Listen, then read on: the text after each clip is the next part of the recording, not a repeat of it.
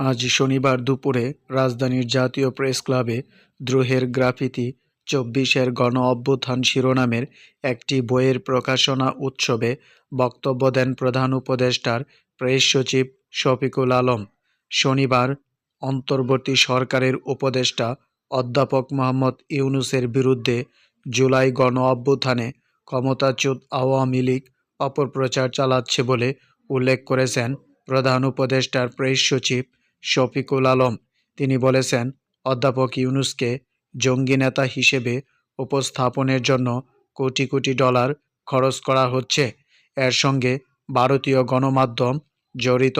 আজ শনিবার দুপুরে রাজধানীর জাতীয় প্রেস ক্লাবে দ্রোহের গ্রাফিতি ২৪-এর গণ-অভ্যুত্থান শিরোনামের একটি বইয়ের প্রকাশনা উৎসবে শফিকুল আলম এ কথাগুলো বলেন।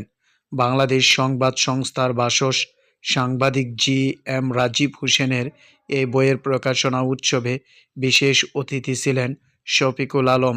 তিনি বলেন, আওয়ামী লীগ এবং পতিত স্বৈরাচার চৌরতন্ত্রের জননী ও গুমের জননী চাচ্ছেন বাংলাদেশের ন্যারেটিভকে বয়ান চ্যালেঞ্জ করতে। তারা বলেছেন, ৩,০০০ পুলিশ মারা গেছে। তাদের ওয়েবসাইটে অধ্যাপক ইউনূসকে জঙ্গিদের নেতা হিসেবে তুলে ধরা হয়েছে। এটা খুবই পরিকল্পিত অপপ্রচার।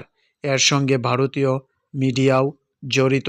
হাসিনার অলিগার্ক মিলিয়ন ডলার খরচ করেছে বলে শফিকুল আলম।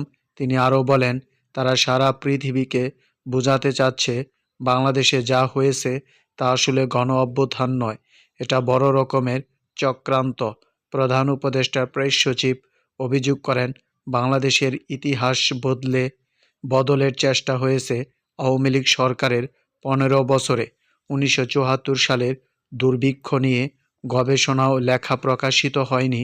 তিনি বলেন যে আফতাব আহমেদ বাসন্তীর ছবি তুলেছেন, তিনি রহস্যজনকভাবে মারা গেছেন। কেউ তদন্ত করেনি। রাক্ষী বাহিনীর হাতে ৩০,০০০ লোক মারা গিয়েছিল। ১৫ বছর ধরে ইতিহাস মুছে নতুন ইতিহাস চাপানোর চেষ্টা হয়েছে। শোষণ করার মূল হাতিয়ার ইতিহাস ভুলিয়ে দেওয়া। যে নিপীড়নকারী সে নিজেকে নিপীড়নের শিকার বলে জাহির করেছে।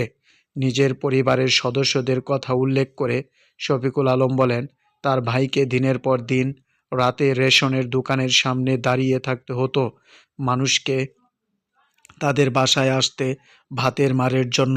তিনি নিজেও ভাতের মার খেয়েছেন, অথচ ১৫.৫টা